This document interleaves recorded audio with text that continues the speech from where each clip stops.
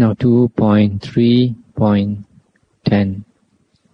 The Buddha said, monks, these two conditions have part in knowledge. What two? Samatha and vipassana. Tranquilization and contemplation. If cultivated, what profit does samatha or tranquilization attain? The mind is cultivated. What profit results from a cultivated mind? All lust is abandoned. Monks, if contemplation, vipassana, is cultivated, what profit does it attain? Insight is cultivated. If insight is cultivated, what profit does it attain? All ignorance is abandoned. A mind defiled by lust is not set free, nor can insight defiled by ignorance be cultivated. Indeed, monks, this ceasing of lust is the mind's release. This ceasing of lust is liberation by mind. This ceasing of ignorance is liberation by wisdom. That's the end of the sutta. This is one of the suttas which are quite important as far as meditation is concerned, because here the Buddha is saying that two conditions bring us knowledge, samatha and vipassana. The Buddha didn't say one, the Buddha said two conditions result in knowledge, samatha and vipassana. And then the Buddha says that by cultivating samatha, finally the lust is abandoned, and by cultivating vipassana, you get insight. And then finally, all ignorance is abandoned. Sometimes people translate this word vipassana as insight. But here you notice that vipassana, if cultivated, results in insight or wisdom. So, vipassana cannot be insight or wisdom. Vipassana is something that is practiced, will result in insight or wisdom. Therefore, the proper translation should be contemplation. In Chinese, it's translated as Zhi Guan. Zhi for samatha and Guan, contemplation, for vipassana. And then finally, the Buddha is saying that a mind defiled by lust is not set free, nor can insight defiled by ignorance be cultivated. In other words, the Buddha is saying that both are necessary, that lust must be abandoned and ignorance must be abandoned. That's why the Buddha is saying that both samatha and vipassana are necessary. This word samatha, tranquilization, is the work of making the mind tranquil. And there are different levels for different stages of Aryahood. In two suttas in the Anguttara Nikaya, the Buddha says that the Sotapanna and the Sakadagami, first and second stage Arya, they only have perfect sila, whereas the Anagami has perfect sila and samadhi, and the Arahant has perfect sila, samadhi and panya. So you can see that Anagami and Arahant have perfect samadhi, which is always stated in the suttas to be the four jhanas, or at least one pointedness of mind. So from here you can see that Sotapanna and Sakadagami in the Anguttara Nikaya does not require jhana. So from here you can see that samatha, the practice of tranquilizing the mind, has different levels for Sotapanna, Sakadagami, Anagami and Arahant. Samatha also leads to the lowering of the reduction of the hindrances. And in the Samyutta Nikaya and the Anguttara Nikaya, the Buddha says the condition for seeing things as they really are is samadhi.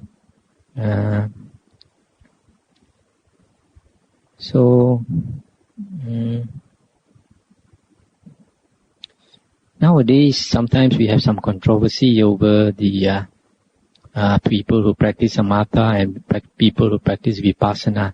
But sometimes people get confused.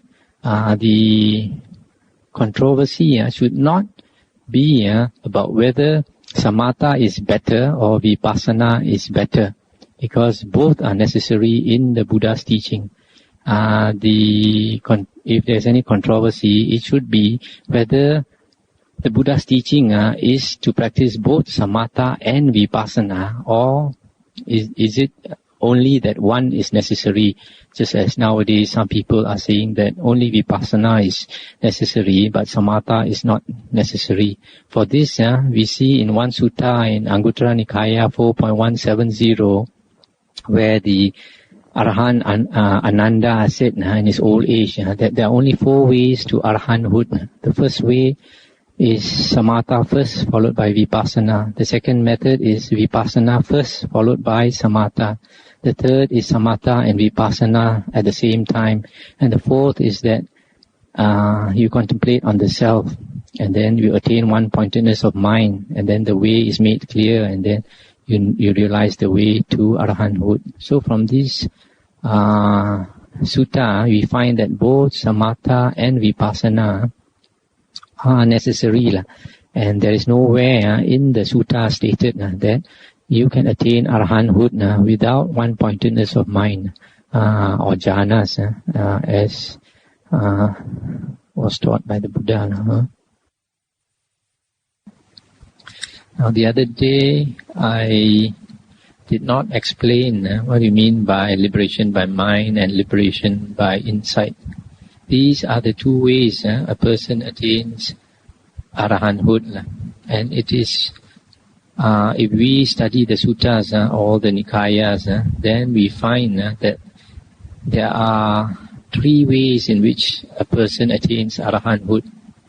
One is the person attains the 4 rupa jhanas, and then the 4 arupa jhanas, and then after that cessation of perception and feeling. And coming out from cessation of perception and feeling, then he attains this liberation. And the second one is he attains the 4 jhanas, and coming out of the 4 jhanas, he contemplates 4 noble truths, etc., and he becomes an arahant. The third way a person becomes an arahant, according to the suttas, is when he does not use the jhanas at the moment of liberation, like the case of the arahant Sariputta. Sariputta, according to one sutta, was fanning the Buddha, and the Buddha was talking to an external sect ascetic. And because of hearing the Dhamma, as the Buddha explained the Dhamma to the external sect ascetic, Sariputta, just from hearing, he attained arahanthood, and it is commented by the commentaries that Sariputta was liberated by wisdom. Now, there is one sutta in the Majjhima Nikaya where the Buddha said that Sariputta had attained all the jhanas, all the 4 rupa jhanas, all the 4 arupa jhanas, plus cessation of perception and feeling, nirodha samapatti. And so, a person who is liberated by wisdom, even though he does not use jhana at the moment of liberation, it does not mean that he does not have jhana. All arahants have jhana, because the Buddha said in 2 suttas in the Anguttara Nikaya that Sotapanna and Sakadagami, they have perfect sila. Anagami have perfect sila plus samadhi, and arahant has perfect sila, samadhi, and wisdom. Sila, samadhi, and panya. So, in the suttas, the perfect samadhi is always defined either as the 4 jhanas or one-pointedness of mind. So, the difference here between liberation by mind and liberation by insight or wisdom is that liberation by mind is the first 2 cases where they attain the jhanas, and coming out of the jhanas they contemplate and they become liberated, become arahant. So that is liberation by mind. Whereas liberation by insight is not using the jhanas at the moment of liberation, but because the mind is very clear due to the cultivation of jhana previously, and just from contemplation itself, that person attains arahanthood. So this is the liberation of by mind and liberation by wisdom. If you are interested in further details, you can look it up in my booklet called Samatha and Vipassana, where it's explained more in detail there. Now, the other thing about this sutta I would like to remark is it has to be read in conjunction with another sutta, Anguttara Nikaya 6.29. In that sutta 6.29, it is stated that the best condition for insight is a mind that is so concentrated that it is bright. A mind that is fully concentrated and is very bright.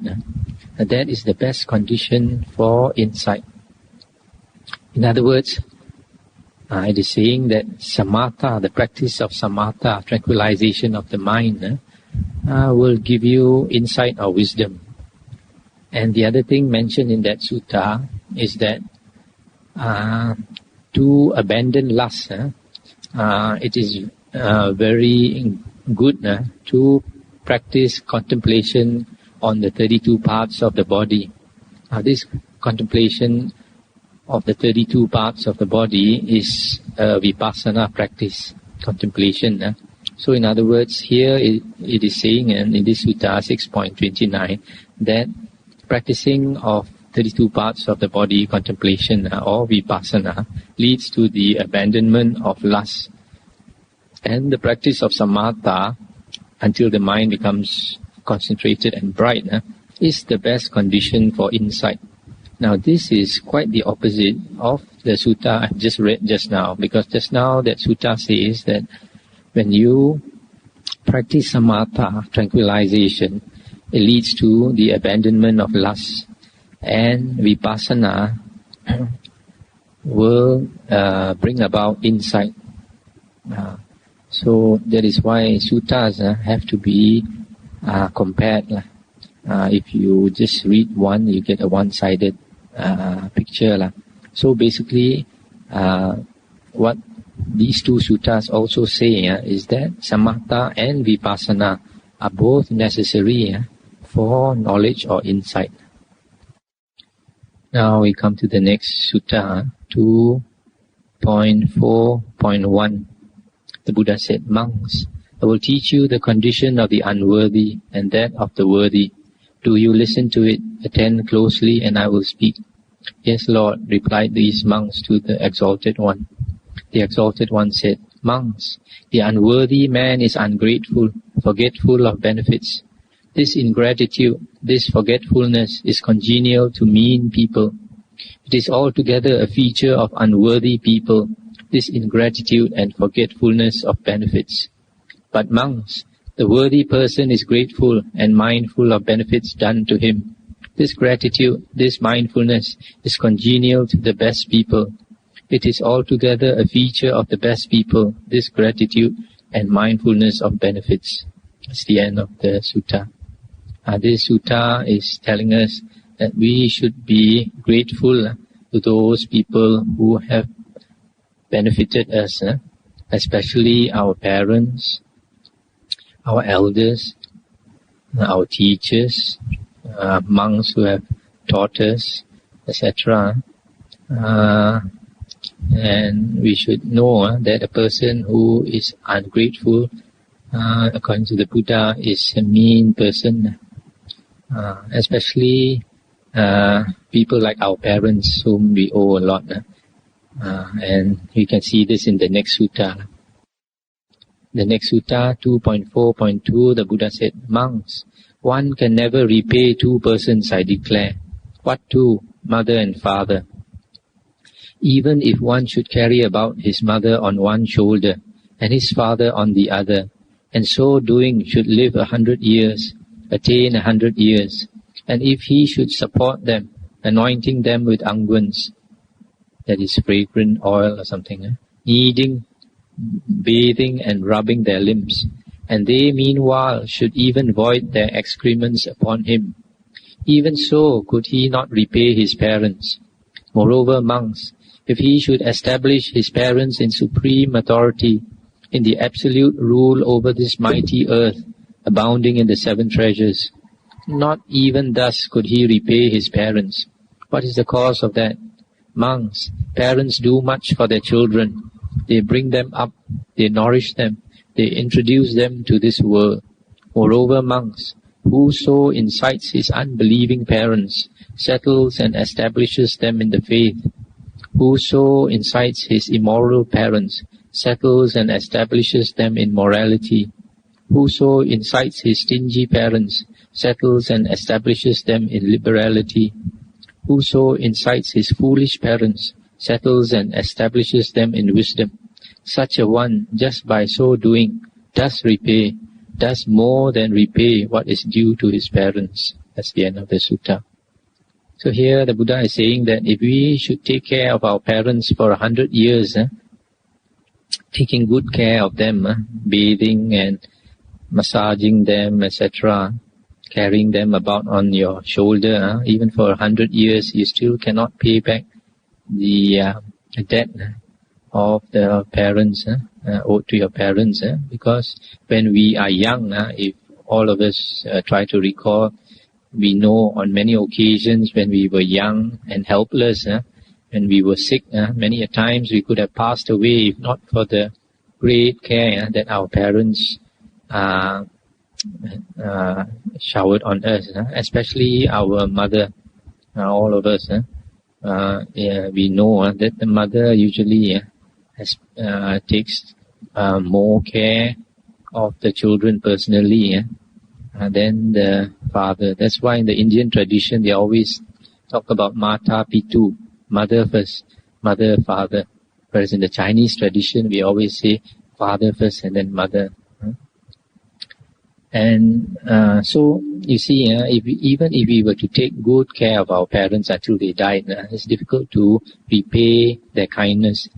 So you can think of a person who is not filial to his parents, somebody who does not take care of the parents, and after the parent has passed away, I've seen for myself somebody who was not very filial to the parent, and after the parent passed away, the remorse is very great, on that person, because the feeling that you have not done what you should have done to somebody whom you owe so much, it weighs down heavily on your conscience. And the last part, the Buddha said, if we want to repay our parents, there are 4 ways where we can repay them, and repay them fully and even more than what is due. One is, if they do not have faith in the Buddha, Dhamma and Sangha, you bring them to listen to the teachings of the Buddha, or you lend them tapes to listen, etc., and so that they have faith in the Buddha, Dhamma and Sangha. Then you have there's one way you have repaid your parents. The second one, if they do not know how to keep the precepts, they don't know about Sila, you teach them to keep the 5 precepts. That's another way you repay them, so that they are established in Sila. The third way is if they are stingy, they don't know how to do dana, offerings, then you teach them to like to do charity, to be generous. That's the third way.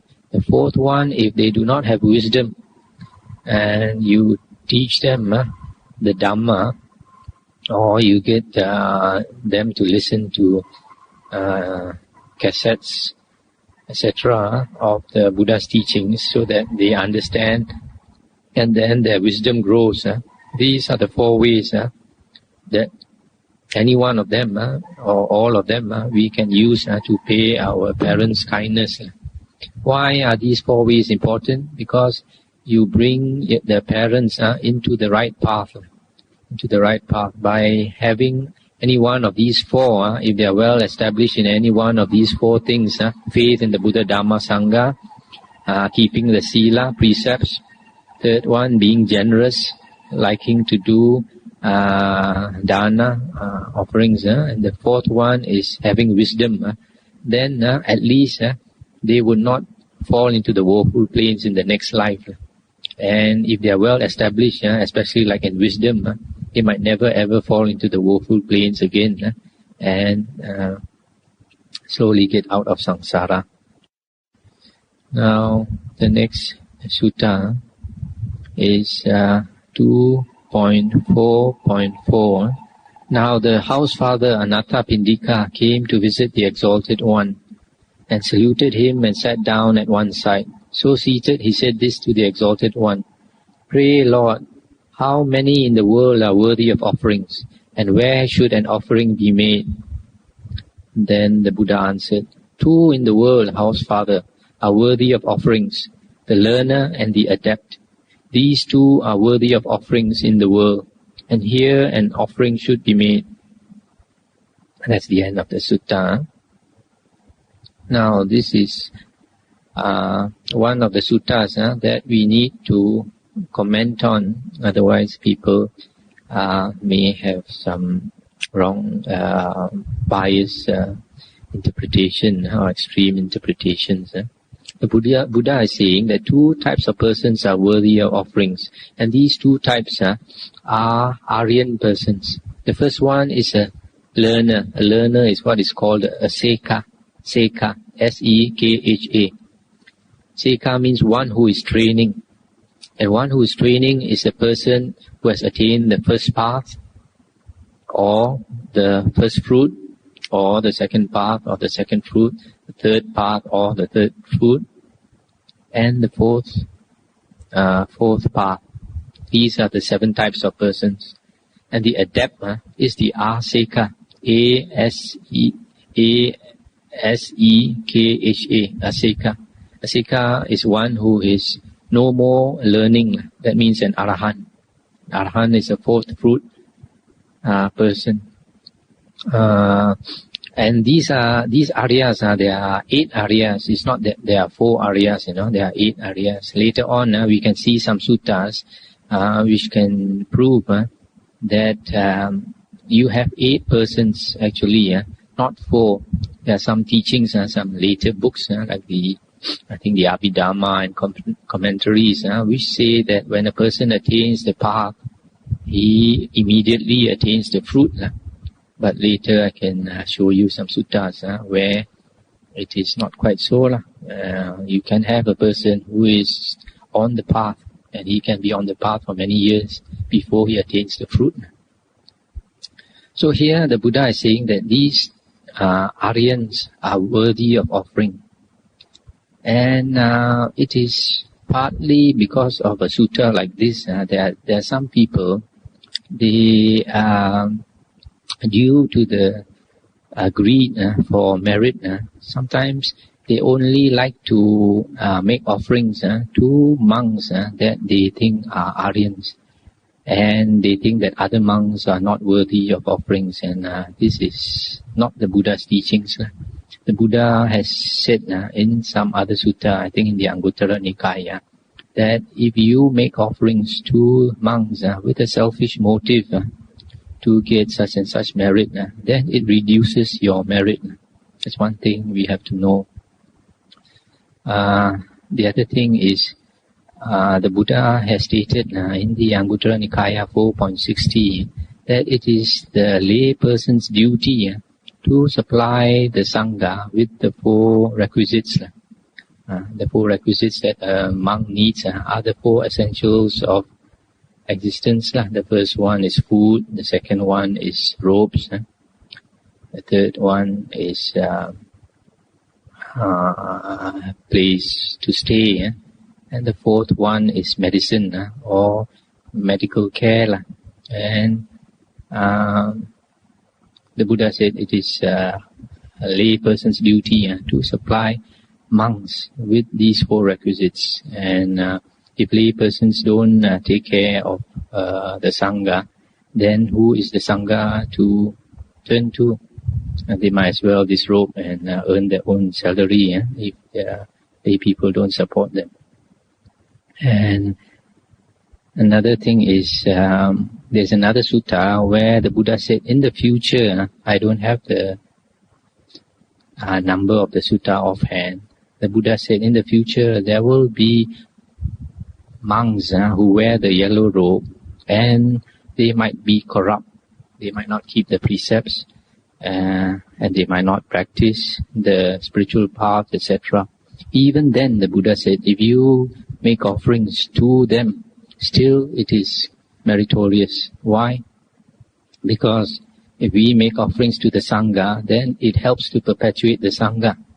And even if at a certain stage the Sangha do not practice well, later there's always a chance that you might get Arahants again.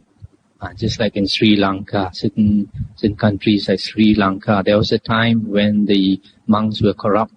And so some people were so disillusioned that some monks, they went to Burma, they went to Thailand to reordain and come back and establish a new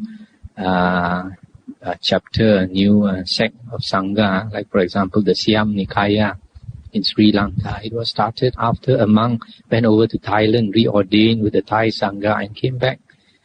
He wanted to change the Sangha. So it is important for lay people to continue to support the Sangha so that the Sangha can continue. If it is cut off, then it is forever cut off. And the Buddha said that it's always more meritorious to offer to the Sangha than a single monk. That's why we notice in the Vinaya, the Buddha's mother, that means the lady who looked after him as a mother, is actually his foster mother, because his real mother died very soon after he was born. And the foster mother became a nun known as Mahapajapati. And after she became a nun, she decided to make a robe and offer it to the Buddha. So she came, and because of the love for the Buddha and the respect, she personally offered this robe to the Buddha. And the Buddha, out of compassion for her, refused to accept. The Buddha said, please offer it to the Sangha, because the Buddha wanted her to have more merit.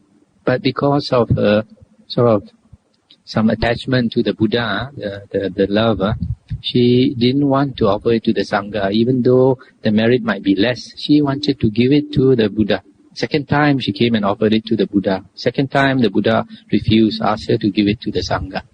Third time she came and offered to the Buddha. Third time the Buddha refused, asked her to give it to the Sangha. Both also had mutual love for each other.